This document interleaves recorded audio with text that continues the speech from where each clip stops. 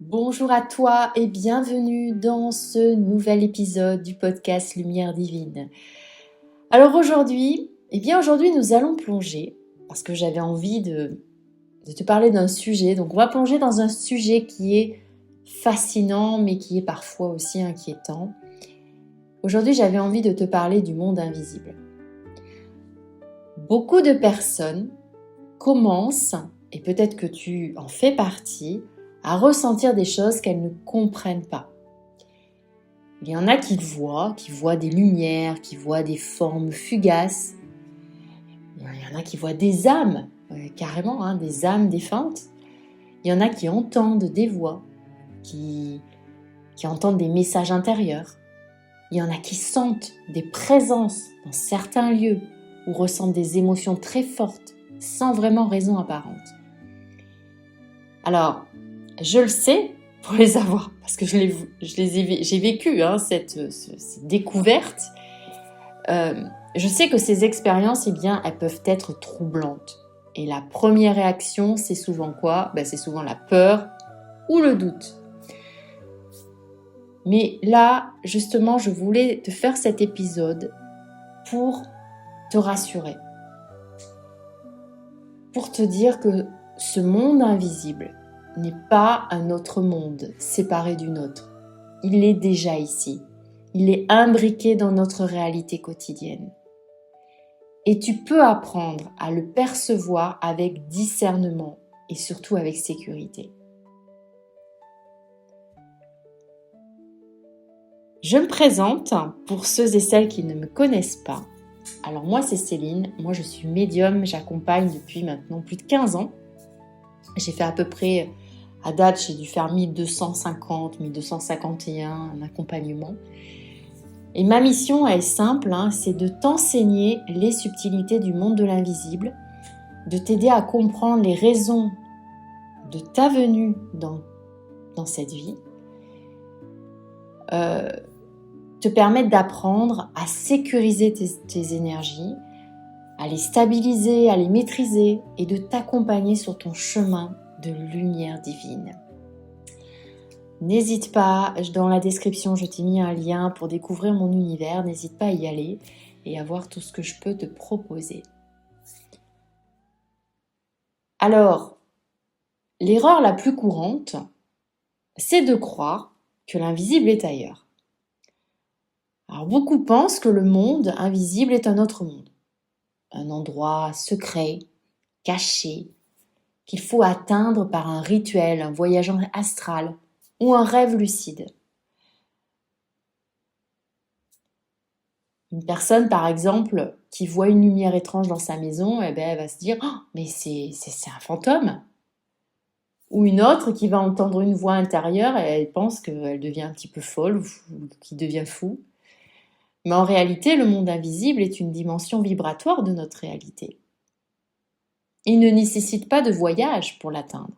Il est déjà présent, autour de nous, dans chaque lieu, chaque vibration, chaque émotion. Et c'est ce que je veux essayer de te faire comprendre aujourd'hui dans cet épisode. Alors peut-être que là, tu n'es pas d'accord avec moi. C'est possible, hein ? Moi, je te partage de mon expérience, mes connaissances, depuis une vingtaine d'années que ma médiumnité est revenue. Par rapport à mes recherches que j'ai faites. Et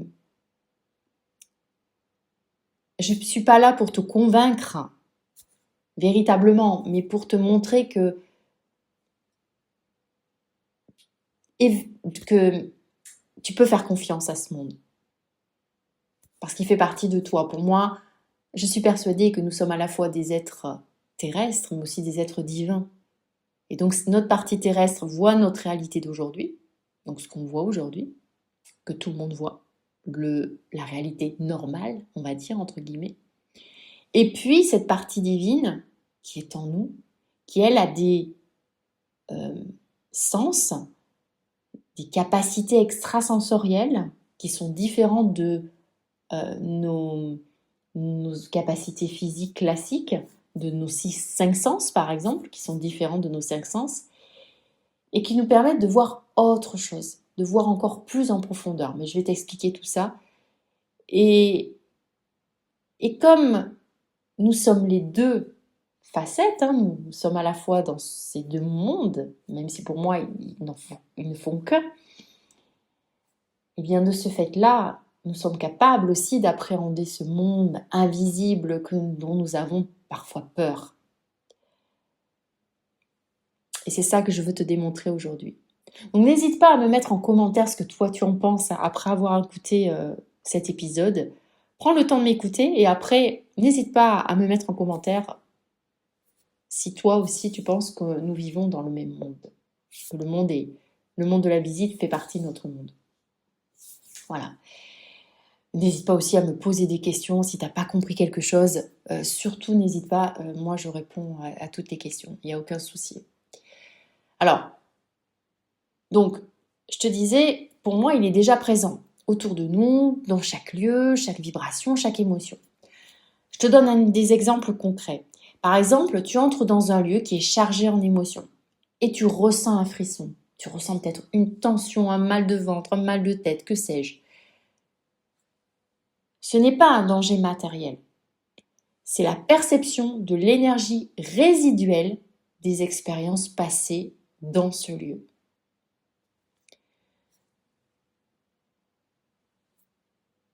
Tu peux aussi ressentir une présence à côté de toi.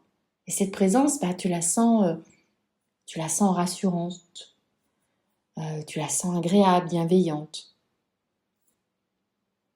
Bien, cette présence, elle n'est pas dans un autre monde. C'est une fréquence vibratoire que tu captes là, ici et maintenant. Je vais te montrer une image très simple. Imagine les ondes de Wi-Fi. Tu ne les vois pas, mais elles sont là. Et si tu as une Lightbox,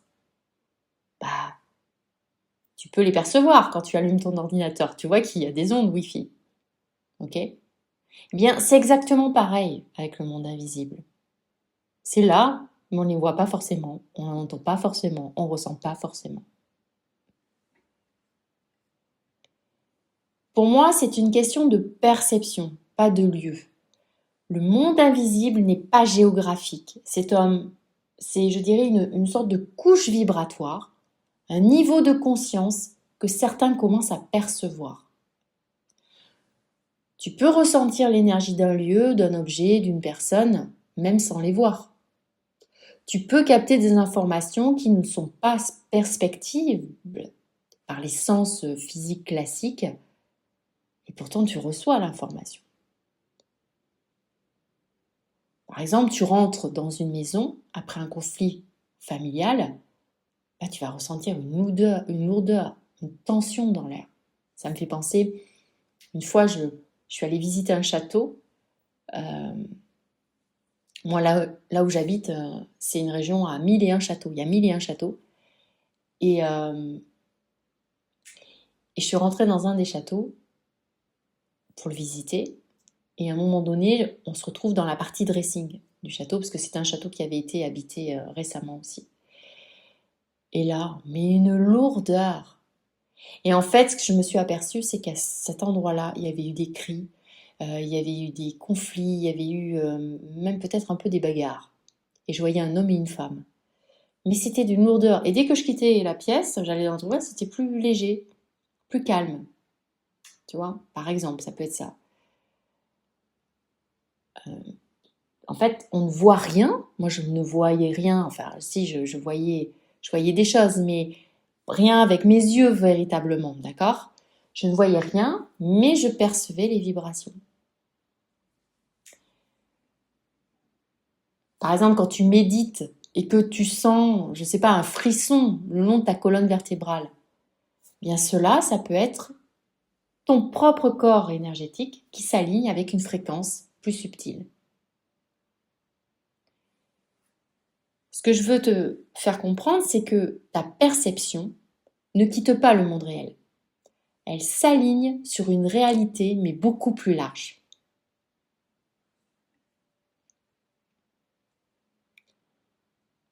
Alors, si on parle des âmes défuntes, les âmes des défunts, elles sont souvent décrites comme étant dans un autre monde.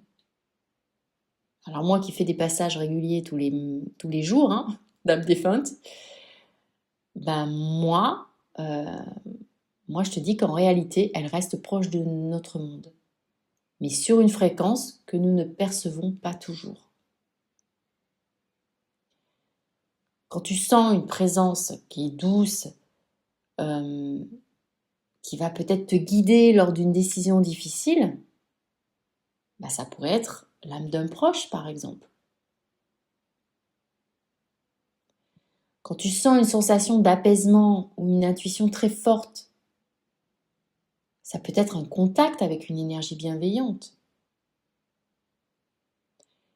Et la perception, elle ne traverse pas un portail. Tu synchronises simplement ta conscience avec cette fréquence, là, ici et maintenant. Et il est important de comprendre que tout ce que tu ressens est réel, même si c'est invisible.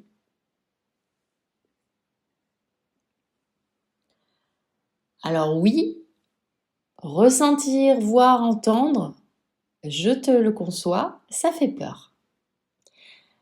J'ai connu ça. Mais la peur, elle vient de 3 sources principales. Première source, elle vient de l'inconnu. Ton cerveau, il va réagir instinctivement à ce qu'il ne comprend pas. Donc lui, il ne comprend pas que tu vois ce truc-là, parce que c'est la première fois que tu le vois.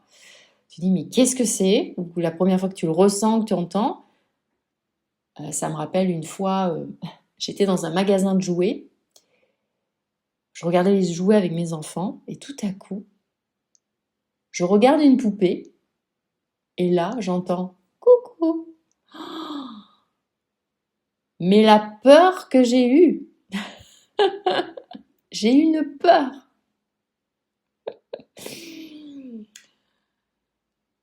Mais une peur terrible. Bon, ça, c'était une âme un petit peu coquine, hein, qui m'a fait peur dans le magasin.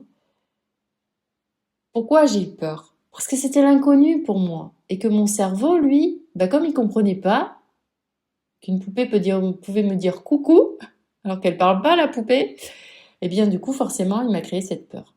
Ok? Deuxième source, c'est la perte de contrôle. On peut avoir l'impression que quelque chose nous dépasse parce qu'on ne sait pas gérer, on ne sait pas. En plus, des fois, c'est pas palpable. Hein. L'invisible, c'est pas palpable. C'est pas comme dans la matière. Donc, on a cette perte de contrôle et ça peut nous créer des peurs. Troisième et dernière source, ça peut être les représentations culturelles aussi. Il faut savoir, hein, on a les films, on a les médias, on a les croyances qui montrent toujours l'invisible comme quelque chose de menaçant. Donc on a cette image-là. Donc obligatoirement, quand on est confronté à l'invisible, eh bien on a nos peurs. Ça ressurgit. Mais il faut savoir que dans la majorité des cas, le monde invisible, il n'est pas hostile. Alors, je ne veux pas dire qu'il est bienveillant tout le temps. Ok? Le monde invisible, c'est notre monde. Quand tu regardes notre monde, il n'est pas bienveillant tout le temps, il est aussi hostile. Bien, le monde de l'invisible, c'est pareil. C'est le même monde. Voilà. Mais on ne le voit pas, mais il a ses deux côtés. Hein, faut toujours savoir, il faut toujours se dire que dans ce monde, on a toujours les deux extrêmes, bon et mauvais. Voilà, la paix et la guerre. Ok?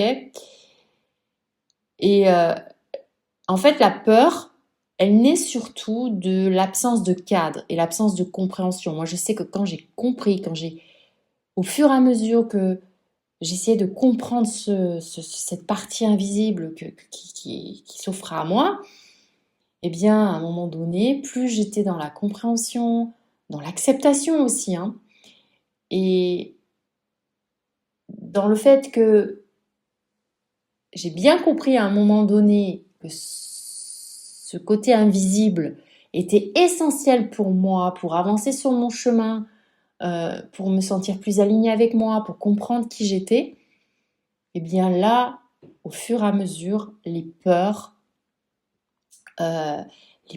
s'estompent. Alors je ne dis pas que je n'ai pas peur, parce que forcément, si aujourd'hui je me mets à voir des choses que je n'avais jamais vues auparavant, Forcément, je te l'ai dit, c'est le cerveau qui contrôle, donc forcément, je vais avoir peur. Mais c'est justement, j'ai peur, mais après, moi, je vais chercher ce que ça signifie. Alors, attention aussi, on ne peut pas tout comprendre. Il y a des choses qui ne sont pas forcément compréhensibles, mais le fait d'en comprendre une majorité, ça permet déjà d'être plus en accord avec ce monde-là, qui est le nôtre, au départ quand même.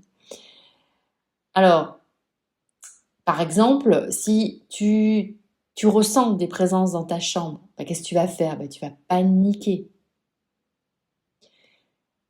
D'accord? Tu vas paniquer. C'est normal, parce que tu ne le sais pas. Moi, aujourd'hui, je rentre dans ma chambre et je vois une âme, je panique plus. Je sais ce que j'ai à faire avec elle. Ou pas. Des fois, je peux la laisser juste passer. Ok? Donc, c'est normal. Quand on travaille, et ça, c'est la clé, une des clés, je dirais.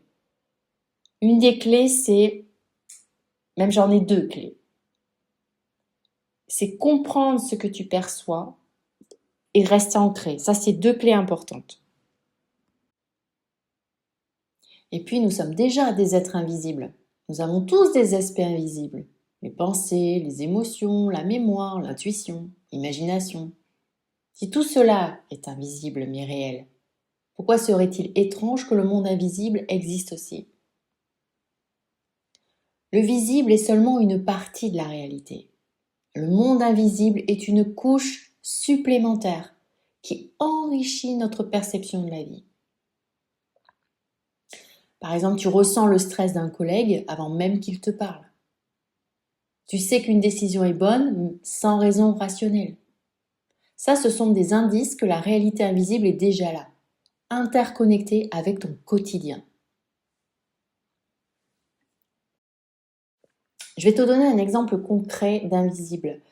En te parlant des annales akashiques, beaucoup imaginent une sorte de bibliothèque cosmique. Mais les annales akashiques, ce sont plutôt un champ d'informations vibratoires. Chaque événement, émotion ou intuition laisse une trace énergétique. Donc accéder aux annales, c'est s'accorder à cette fréquence pour justement recevoir des informations pertinentes. Moi, par exemple, quand je fais mes libérations karmiques ou transgénérationnelles, je me connecte aux vies antérieures de la personne. Qu'est-ce que je vais faire? Je vais aller voir les annales akashiques, c'est-à-dire je vais aller je me mets en disposition sur une certaine fréquence et je vais aller chercher une information ou plusieurs informations dans une autre fréquence qui a trait avec la vie de son âme. Donc on ne voyage pas ailleurs, on aligne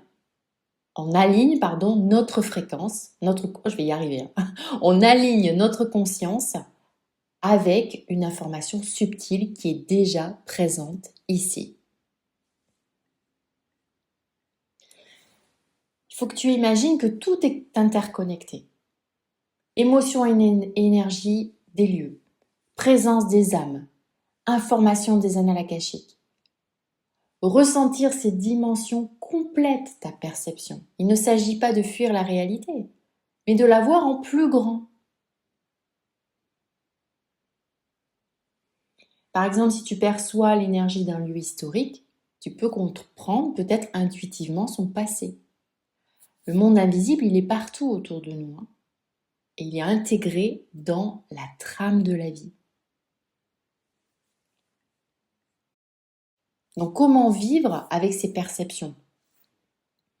Eh bien, pour intégrer le monde invisible sans que tu aies peur, première chose, il faut que comme je te l'ai dit, il faut que tu apprennes à comprendre cette partie de toi. Parce que c'est une partie de toi. Si tu perçois ce monde invisible, c'est parce que tu as des capacités extrasensorielles qui se sont ouvertes. Donc il faut que tu comprennes cette partie de toi. Il faut que tu restes ancré. Ça, c'est extrêmement important.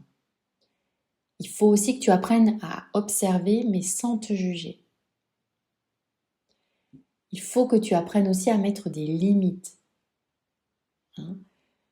Tu choisis quand et comment le percevoir.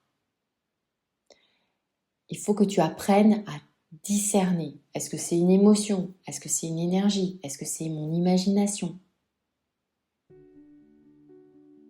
Ok?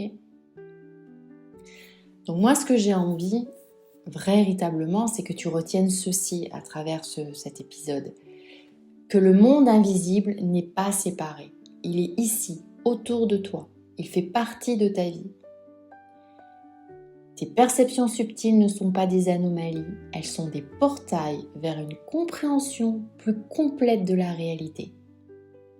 Donc chaque frisson, chaque lumière, chaque vision étrange, chaque intuition est un signe que tu es,